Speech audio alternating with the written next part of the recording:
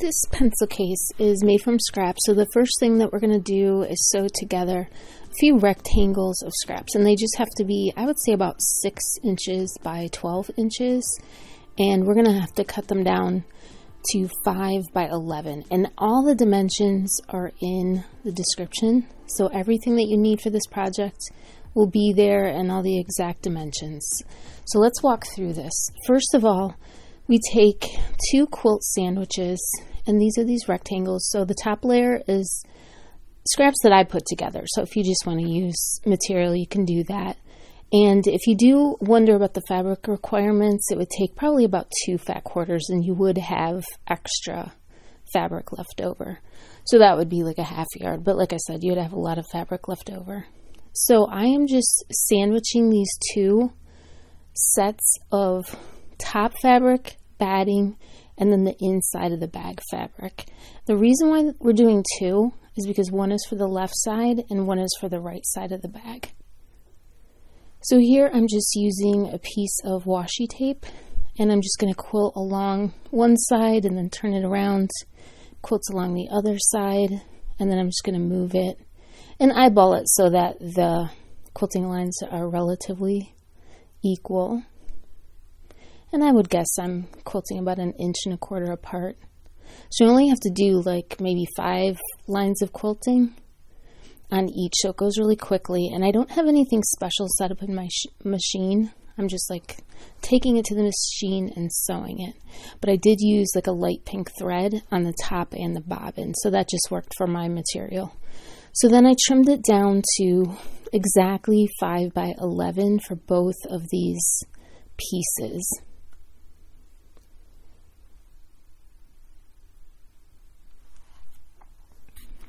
So now we're going to add binding strips, just one to the top of each of these pieces. So you do want to look at your piece and see, do you want a certain part to be the top and one to be the bottom? I thought the darker colors on mine I wanted to be on the bottom, or if you have like a directional fabric.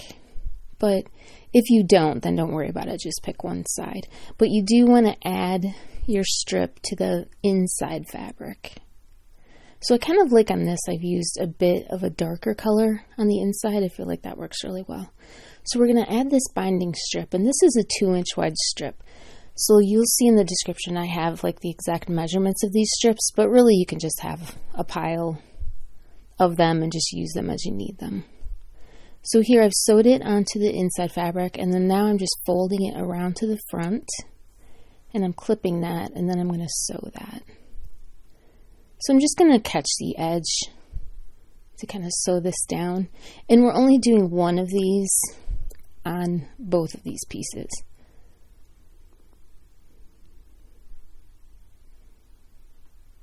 So I'm clipping it down, and then I'm just going to sew down this one edge, and then that piece will be done for the moment. And I just want to make sure that I'm covering that first seam. But the binding strips just finish off any raw edges, and this is also the way you would bind a quilt. So it's really quick, it's really fast, but it really neatens it up. And also you can use these binding strips as like another design element to add another fabric, or in this case I've used the same fabric that I just wanted to, kind of make the focal point. So this binding strip is going to be next to your zipper.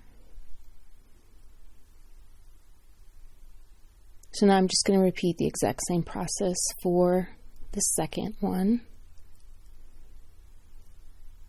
And then we'll set those to the side, and now we'll work on our zipper a little bit. So when I first started sewing zippers, I found it intimidating. And what I did, because I kind of like to make up patterns on my own, so what I did was I just added fabric, like strips all the way around the zipper, and then that way I could just sew fabric to fabric. I wouldn't have to worry about the zipper at all. So this is a bit of a takeoff on that idea. But I just like simplifying when it comes to zippers. So this is, you'll see everyone doing this. This isn't my idea, but we're going to add some squares to the end of this zipper. But first we're going to do these little tabs. So these are just like little pulls for the side of our bag. So I'm taking the little rectangles that are in the description, and the length of this, we want to keep that at 2.5, but the width of it, you just want to fold the edges in like a 1/2 inch on both sides, and then I press that in, and then now I'm just sewing down like a 1/4 inch.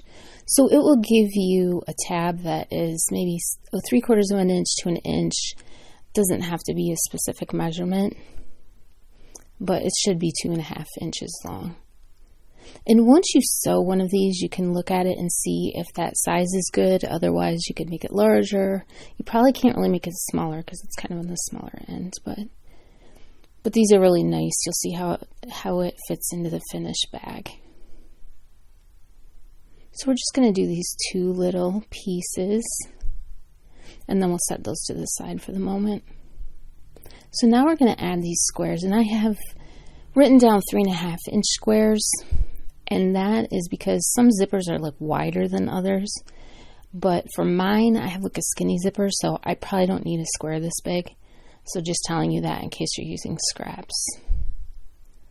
So I just fold it over. So basically I have the square right side up, I have the zipper face down, and then I just wrap it around, but I like to fold one edge over, and that gives me a totally finished piece of fabric when we're done with this.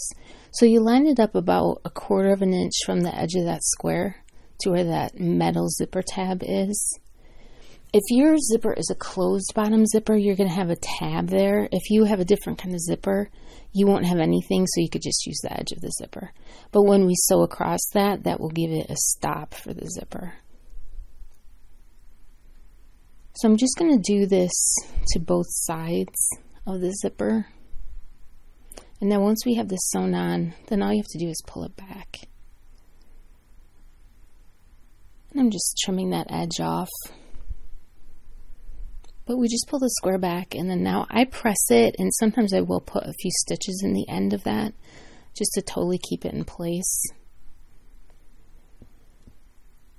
And then you do the zipper pull side as well, and you just want to pull that zipper pull back a little bit so that you don't sew, so that doesn't get stuck in your machine foot. So now I'm going to go ahead and sew the binding strip area of one of these quilted pieces onto my zipper. And I just want to make sure that it's centered. So the measurements for everything we have here, you should be having about 1 inch of fabric on the end of those zippers that matches up to the end of this quilted piece.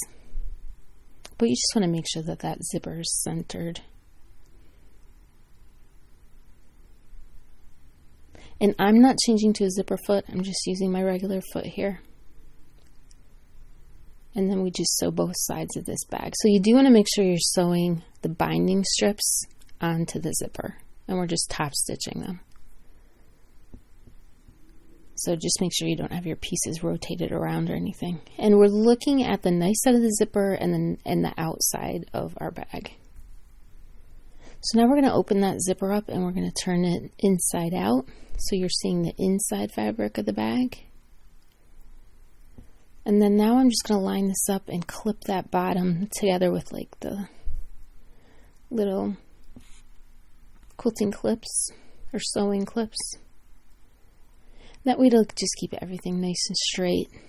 And then we're basically sewing the bottom seam of this bag together, but at the same time we're going to put a binding strip on. So this is kind of nice because we can finish it at the same time we're sewing the seam. So it's not that much extra work, but then the inside of our bag is totally finished.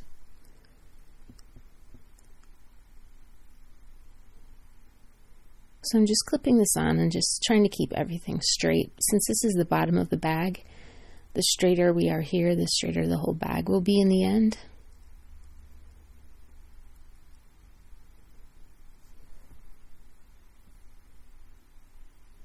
And I'm just going to sew down the seam. It doesn't matter which side we start on. And then we just bring this binding strip around to the other side and finish it off just like we did with those first edges of the quilt pieces.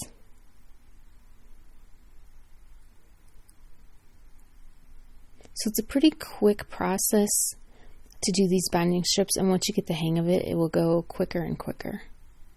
So this we're just going to cut, like when we're done, we're just going to cut the raw edges. But you can see how pretty the bottom of that bag looks. And of course that's going to be the inside of the bag, but it still is nice when you have a totally finished bag. Then you feel, better giving it as a gift. And recently I went to like a big store that has like a lot of quilted bags, and this similar size bag was like $30. So the material wasn't as nice as like what you can, sew with yourself. So it made me really realize that sewing these little pouches is kind of a really good skill to have, because I cannot imagine paying $30 for this. But then this, of course, you can pick your own fabrics. And if you're giving it as a gift, you can, if somebody loves fire trucks, you make one out of a little fire truck fabric. So you can tailor it however you want. So this is a really nice thing to learn how to sew.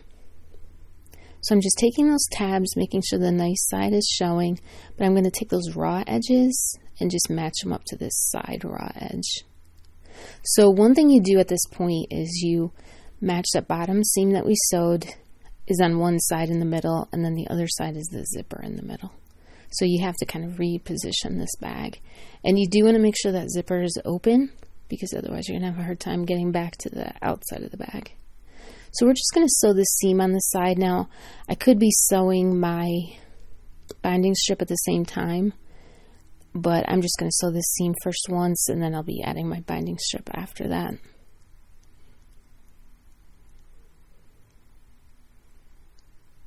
So we want to do that to both sides.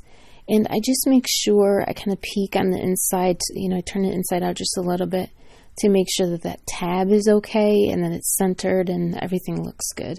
And then I will go ahead and finish this binding strip. So we do that on both sides, and then you can, before you finish the binding strip, you have to cut that long like tail off of the zipper. But I like to keep that tail on so that you can be centering things with that. Okay, so now we have this bag. It's still inside out, but we have the whole thing basically finished up to this point, and now we have just one last step to do. We're going to take a ruler and we're going to draw an 1 1/8 square on each corner and cut those out. So it's 1 1/8 inches. And I'm just using chalk to do this. But then I'm just going to take a pair of scissors and just cut that square right out of there. And then we're just going to pop this up so that we're making those box corners.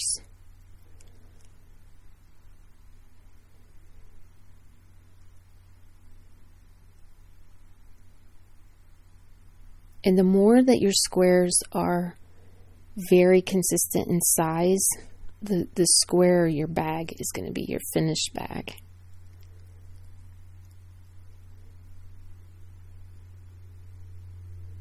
Okay, so now you just want to pop those squares up that we just cut out, and then I'm going to clip those in place.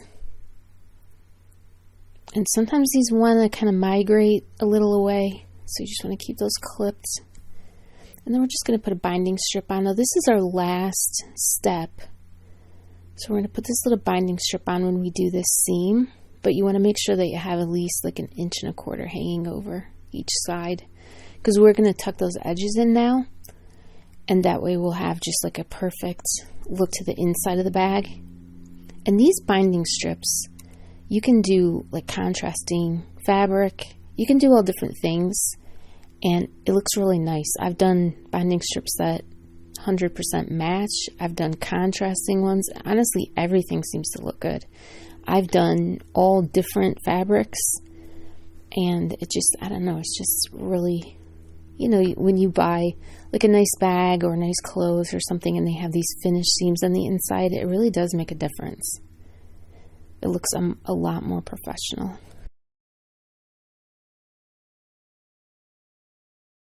So here I'm just turning the end of that binding strip in. So up till now we've just left that raw. But since this is our last seam and it kind of covers every other seam that we've done already, now we just fold those edges in, kind of like you're folding a present or like folding gift wrap on the corners. So you just want to fold that in, and I try to get it, you know, kind of looking the way I want it to before I sew it. So this is only like a 2-inch seam. It's so small, but I just kind of get it the way that I want it to look. And then sewing it is easy. Then you just can go ahead and do that. And this is the only time where you really should probably back tack. So take a stitch backwards or 2. Because everything else we've done kind of crosses over other things, so it strengthens those seams. And then since this is our very last seam, we do need to back tack those ends.